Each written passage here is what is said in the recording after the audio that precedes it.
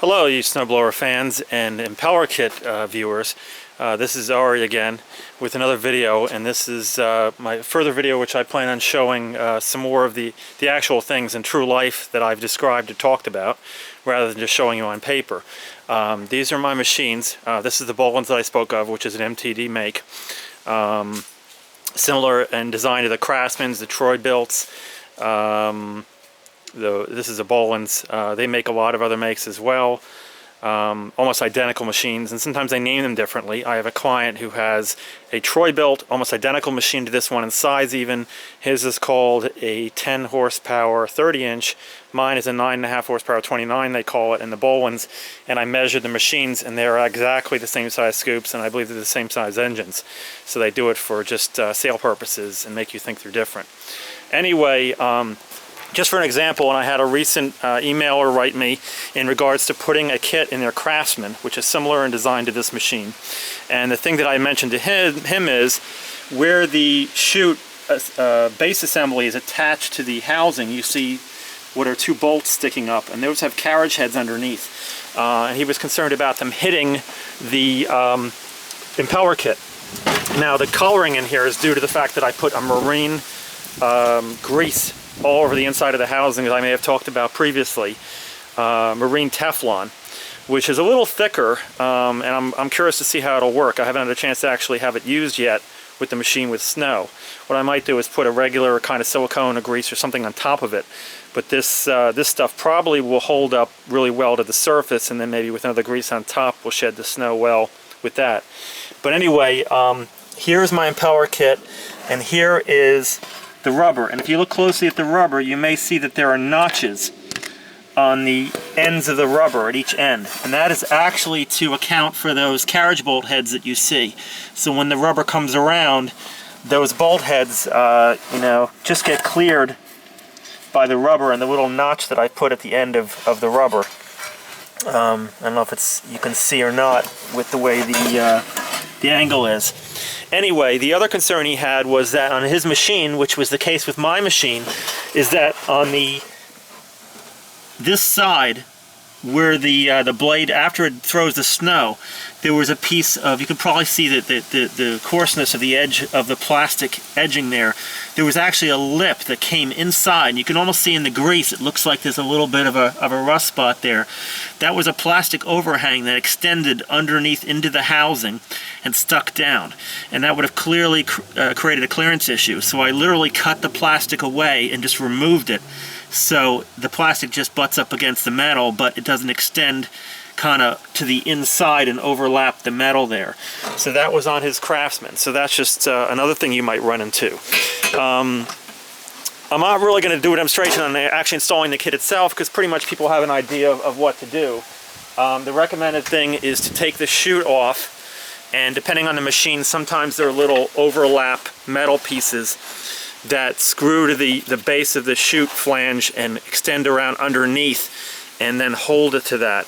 On these Craftsmans, a lot of these plastic ones, you literally detach it from the top, and then the chute just lifts off. It's literally just sitting on there, being held down by the top piece. But anyway, you can just reach down, line up your blades, and drill your holes. Maybe you can see the notches a little better in there on my rubber to clear those bolt heads. But anyway, just get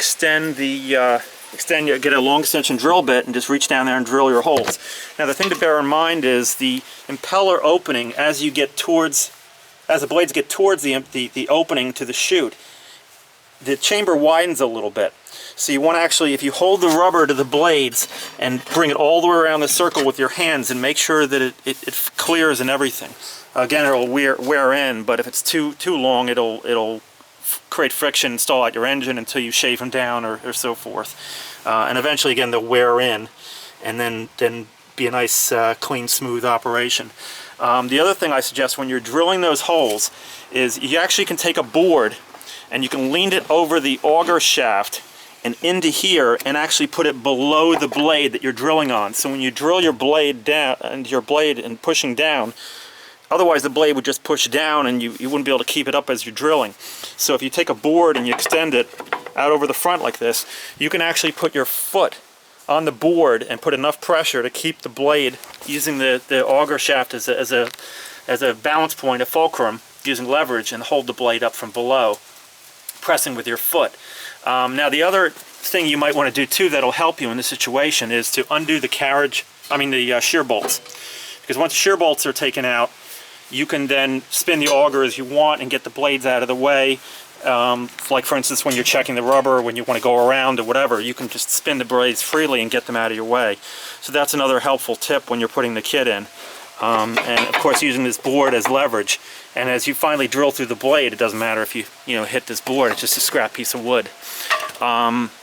Just a picture to get an idea of those roller skid shoes I was talking about. And here they are. The roller wheel does stick down lower than the rest of it. And they have, obviously you can adjust their height. Now for machines that don't have this spacing, I have a smaller Craftsman, a silver one I may have shown you, that actually they sell an adapter kit, which are little flat pieces of metal with studs and bolts on them that you can put on your existing holes, and then they'll spin around and they'll give you flexibility to actually adjust for the spacing if they don't match your machine. Granted, those adapter pieces are another $15 or so, but if you really want the roller skids, that's the way to go. Here are the drift cutters I was speaking of, which are the Husqvarnas, which are the only one like them. When I mentioned a groove, it's really a slot, I should have described it as, that goes the full length of the drift cutter, except the ends, of course, to hold it together. And they are angled, and this is really thick metal too. This is actually thicker than a lot of the stock drift cutters, even from Ariens and some other makes, and it's thicker than the ones that came with this machine, with this Bolins. So the nice thing is like I said, I got slightly longer carriage bolts than it came with, but all you have to do is loosen them a little bit, and you can just literally slide the drift cutter up into place and tighten them back down. And then when you're done using them, again, same thing. You just loosen them a little bit and slide them right back down. No need to have to take the drift cutter off and possibly lose the nuts and lose the wing nuts as you drop them on the ground, and especially when there's snow in the ground. So these are nice thick metal. I got them for a pretty good price. I've seen them vary. I've got them as cheap as $20 shipped, but some places they might be more. That's when I bought a couple of them, when I got them that cheap. This is my 1961 Snowbird. Just to give you an idea, this has the steel wheels that I was talking about, which enable the machine to literally roll, and I'm just pushing it with my hand. I mean, there's no dragging, nothing. The auger sticks out in front of the housing, which makes it great for drifts, because with drifts with a new machine, the machine has to propel itself, or you have to push it into the drift with this piercing the snow until the auger can get to the actual snow itself. Which when you have packed, this is thin metal, but when you have packed snow, it creates some resistance. So a machine like this, although not considered safe by OSHA standards now, will actually cut the drift. And these throw really well as well. This particular machine, this is the 262 and 263 Snowbird. If you look on YouTube, you'll see videos on it, and it's throwing, and it throws unbelievably well. And this has no kit in it, and the gap is really tight. It's as tight as the best machines I've seen, even tighter than the new Ariens, a lot of them, and so forth. So I haven't even put a kit in this. And it has a 3-blade design, which is a little unusual. This is not a gearbox. The auger is actually driven by a chain on the side, as a lot of these older machines were. And this also has the barrel roll, where the whole impeller housing rotates with the chute attached to it. So the kicker is that the snow always gets thrown straight out. On any other machine, there is some curvature in the chute, or the snow has to go up and then hit the deflector and get changed in its direction. With this machine, you can actually throw to the side, left or right, without any curvature of the head. You can actually throw low down, straight out, without the head having deflected, which slows the snow down. And the funny thing is here, it might be kind of hard to do this. Let me put the camera over here, because it might be hard for me to do this. I don't know if, hopefully you see this, but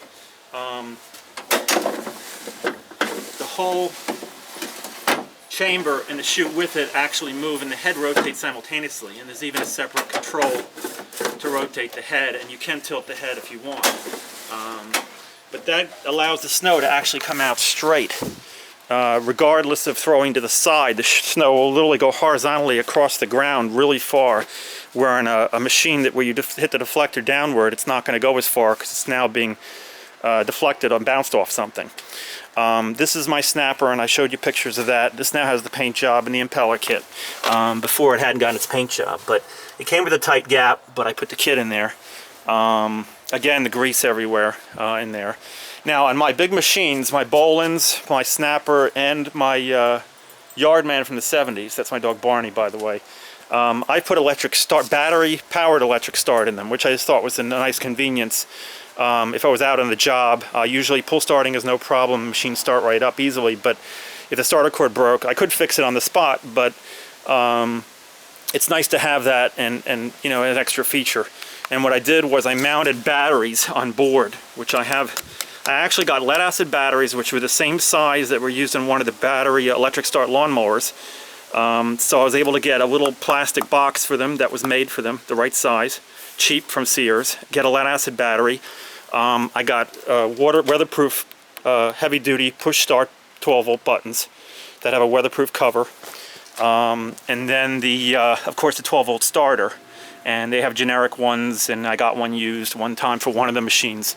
But the battery case was maybe $6 or $7. The battery's only like 15 shipped off eBay. The button was only $4 or $5 for each one. I bought a few of them together. There's a little charger that you can buy separately for a few dollars from a China or a local distributor. Lead acid charger, trickle charger. I plug them in at night. I have electric on two of these machines, but in order to charge, you need a charge controller to make sure it doesn't overcharge them and so forth. So I didn't want to bother. I just charge them at night. I probably get several good starts out of it off the battery. So you can literally just press the button, and they just will, you know, start up that way effectively. So I have that on the Bolins, this, and on this old Yardman, which is a newer generation snowbird. The old snowbirds had no deadman controls. You could actually put it in drive, have the auger going, and let go of the machine, and it'll keep going. So if you fell over, the machine would keep going and hit someone or go out in the street or whatever. So that's why they have controls now that, you know, obviously when you let go, it'll stop, the auger will stop turning, etc. So this was a newer Yardman machine when they got sold out to another company. But this is the one I spoke about that has the huge impeller housing.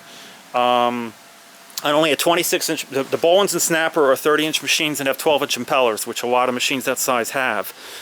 This is only a 26 and has a 14-inch impeller, bigger than the two 30-inch machines, which are 12s. So you got all that, the huge blades, the huge volume in there to just get snow, you know, thrown in and out of there, whatever the auger's passing it. This is an older Briggs with a jet flow. So I did get a starter for this, and this a 12-volt, and the starter cover, which is a separate cover you have to buy for these old Briggs, whereas the Tecumseh engine starters, there's just a little cover piece you take off and the starter just goes on, and that's it. This actually requires an added little shroud that covers it when you want to put the starter in, which actually looks kind of nice, and it covers it a little more cleanly. But on this machine I had someone bend me a cross piece that sits behind the existing paddle, and the battery sits back here and the button down here, again for the electric start. The funny thing was my Bolins, the one battery didn't seem to have enough kick to get it turned over easily, so I ended up putting two batteries on this. I think because it's a newer motor, maybe it has newer compression or something about turning it over just was more difficult. Although the other machines run well and seem to throw well, don't have any problem with power, but for some reason the new Bolins, I made a panel back here that sits behind the front of the dash that has one battery, and then I ended up having to put a second battery and actually notch into the face piece here and have the two wired in parallel, so there's more amperage, more amperage output from the two batteries, more juice for the starter, and it works fine. So just some ideas over things regarding that, and some information about these machines. The other thing that, whether or not you're familiar with your machine, a lot of new machines like this Bolins has steering control. The issue you have with machines a lot of times is if both wheels are driven, there's resistance when you want to turn, because when you turn, one wheel has to turn faster or move further than the other to create a bigger circle. Newer machines now have steering control, which are clutch releases that actually release one wheel from the drive, and then it actually makes it tend to turn for you, and makes it easier to turn corners or move the machine around. Older machines have wheel locks, and some machines have it on one wheel, some have it on both. These machines have them on both, this one and the old Yardman, where you can actually detach the wheel from the drive axle by moving the pin to the outer hole, and it no longer attaches the wheel to the drive axle and allows the wheel to spin freely. So you can have one wheel drive, or you can have neither when you store them for the winter, for the summer, when you want to move the machines around or turn them and put them in places, whatever. So, but you want to make sure, things like this, you want to make sure it stays lubricated, because if you always keep the wheels attached and then one time years later you go to release them, now the hub is rusted to the axle. So that can be a problem. So things like that you have to keep an eye on. And the same goes, as I mentioned, about the auger with the shaft. Occasionally you might want to take the shear bolts out, spin the auger, make sure it stays free on the shaft so the shear bolts can do their job and it doesn't become rusted to the shaft. And also lube it if it has grease fittings, keep it lubricated inside. But sometimes just taking the shear bolts out and just allowing the auger to spin freely will prevent it from, you know, seizing up. So anyway, I hope this whole video will make it on YouTube. I know they had a time limit, I think, at a certain point of 15 minutes. So hopefully it doesn't cut off. Anyway, if you have any other questions or you know, things of interest, certainly let me know. I hope this information has been helpful. I actually found a company or a product. It was an old military handle for the chute deflector. This is a push-pull cable that allows you to move the chute head.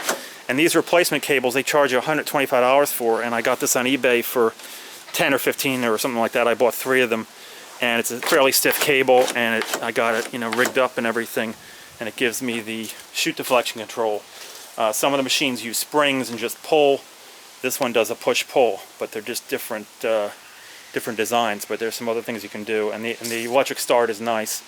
You know, having the push button. Anyway, if you have any other questions, certainly, again, feel free to email me, and I hope you enjoyed this information. Thank you.